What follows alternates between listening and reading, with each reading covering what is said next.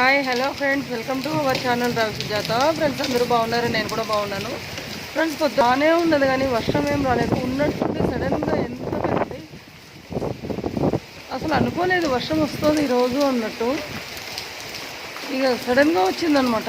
Daily ఏదో కొంతైనా వర్షం పడుతూనే ఉంది హైదరాబాద్లో.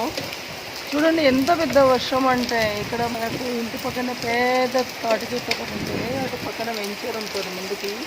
ఇవేమో చెట్లు అనమాట, ఇవన్నీ పెద్ద పెద్దగా.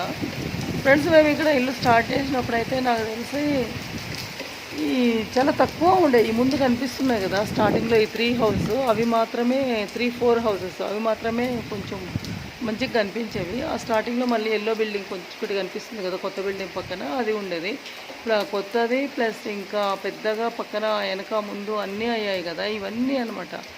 ఇవన్నీ కొత్త కొత్తగా ఇప్పుడిప్పుడు అయిన బిల్డింగ్సే ఫ్రెండ్స్ ఇవన్నీ కూడా. నేను అనుకున్నాను మనం గృహప్రవేశం అయిన తర్వాత కూడా ఇల్లు మొత్తం కంప్లీట్ అయ్యాక మనకి రెంటర్స్ రావాలంటే ఒక 2 ఇయర్స్ అయినా కంపల్సరీ 1 ఇయర్ అయినా పడుతుందిలే అని అనుకున్నాము. అలా ఏం లేదు ఫ్రెండ్స్, గృహప్రవేశం కాగానే 1 ఇయర్కి అంతా వచ్చేస్తారు. 1 మంత్కి అంతా వచ్చేస్తారు అందరూ. చాలా హ్యాపీగా మంచిగా అనిపించింది అనమాట. ఇక్కడేమో ఇది లిఫ్ట్ ఉంటుంది ఫ్రెండ్స్, ఇట్లా స్టెప్స్ అనమాట. నేను హోమ్ టూర్ వీడియోస్ కూడా చేస్తాను ఒకసారి, చాలా మంచిగా చూడండి. ఇలా నెట్ డోర్ అయితే ఇలా చేయించారు.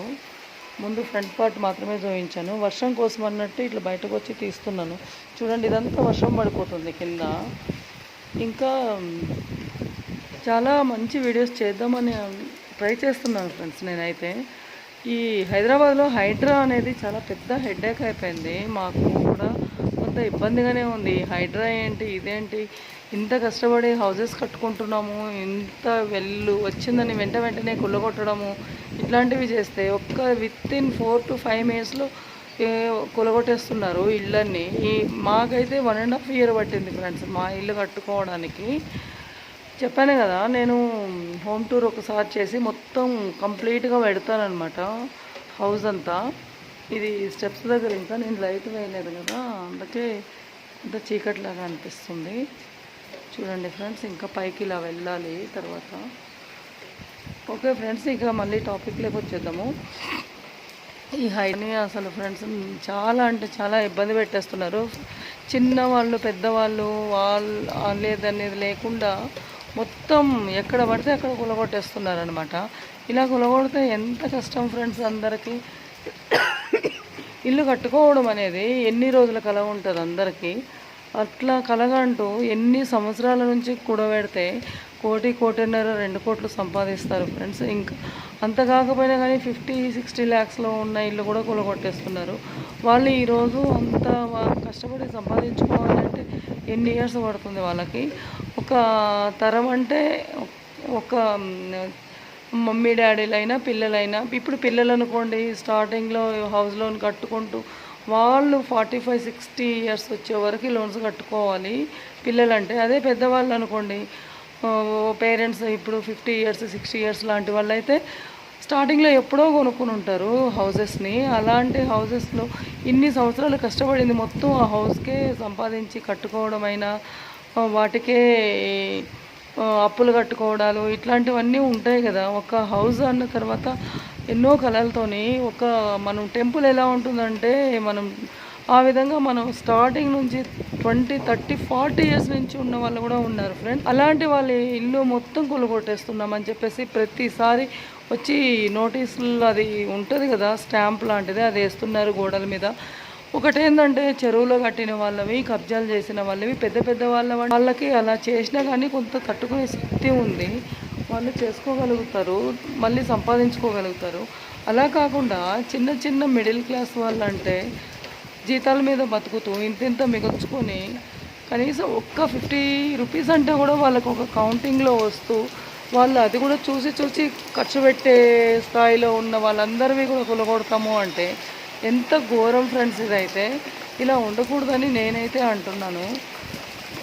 అసలు టీవీలో చూస్తూ ఉంటే అందరూ చిన్నవాళ్ళు పెద్దవాళ్ళు పిల్లలు రోడ్ల మీద పడుతూ ఉన్నారు, ఎలా ఫీల్ అవుతూ ఉన్నారు, ఎంత ఏడుస్తున్నారు. పటాన్చెరులో కూడా ఇలాగే జరుగుతూ ఉంది, అమీన్పూర్లో కూడా జరుగుతూ ఉంది, ఇంకా సంగారెడ్డి డిస్టిక్లో చాలా ఏరియాస్లో ఉన్నాయి. కుంటలు చెరువులు అది ఇది అని అంటున్నారు. అలాంటి ఎవరెవరైతే పెద్ద పెద్ద లీడర్స్ కబ్జా చేసిన వాళ్ళు ఉన్నారో వాళ్ళవి చూసుకోవాలి. కానీ ఫ్రెండ్స్ చిన్న చిన్న కుటీరం చిన్న చిన్న పనులు చేసుకుంటూ అందరూ అంటున్నారు టీవీస్లో కూలీనాలి చేసుకుని మేము ఇళ్ళల్లో పని చేసుకుని ఎప్పటి నుంచో ఇప్పటిదే కాదు 40 ఇయర్స్ నుంచి ఉన్నాము, 39 ఇయర్స్ నుంచి ఉంటున్నామని అంటున్నారు. అలాంటి వాళ్ళ ఇళ్ళన్నీ కూలగొట్టడము చాలా తప్పు. ఇదైతే వాళ్ళు ఉన్నట్టుండి ఇలా చేసేస్తే వాళ్ళు ఎక్కడికి వెళ్ళాలి, ఎలా ఉండాలి, ఏం చేయాలి అనేది గవర్నమెంట్ కూడా కొంత ఆలోచించాలి ఫ్రెండ్స్. ఇంకా వాళ్ళైతే పచ్చి బూతులు తిడుతున్నారు గవర్నమెంట్, రేవంత్ రెడ్డిని, సీఎంని, వీళ్ళందరినీ. అలా తిట్టడం కరెక్ట్ నేను అనడం లేదు, కానీ వాళ్ళకి ఎంత బాధ లేకపోతే అలా వస్తుంది. అలాంటి బూతులు మాటలు అలాంటివన్నీ కూడా సర్కారు వాళ్ళు ఒక్కసారి ఆలోచించాలి. అది కూడా ఎందుకు ఆలోచించాలంటే వాళ్ళు ఎంత చిన్నవాళ్ళైనా పెద్దవాళ్ళైనా న్యాయంగా వాళ్ళ ఉన్నప్పుడు కరెంటు బిల్లులు కానీ ఇంకా పన్ను కట్టడము, పర్మిషన్స్ ఇవన్నీ తీసుకుని కట్టామని అంటున్నారు. అలాంటి వాళ్ళ ఇళ్ళన్నీ కొనుగొట్టడము చాలా అంటే చాలా వరస్ట్. అలా కాకుండా కొంచెం ఆలోచించి చూసుకొని కరెక్ట్గా ఎవరిదైతే మిస్టేక్స్ రాంగ్ ఉన్నాయో అలాంటి వాళ్ళ మీద యాక్షన్ తీసుకోవడం కరెక్ట్ అని నా ఒపీనియన్. ఫ్రెండ్స్, ఈ వీడియో కానీ మీకు అందరికీ నచ్చి ఉంటే లైక్ చేయండి, షేర్ చేయండి, కామెంట్ చేయండి. ఇంకొక మంచి వీడియోతో నేను తొందరలోనే వస్తాను ఫ్రెండ్స్ మీ ముందుకి. Okay friends, thank you, bye, see you.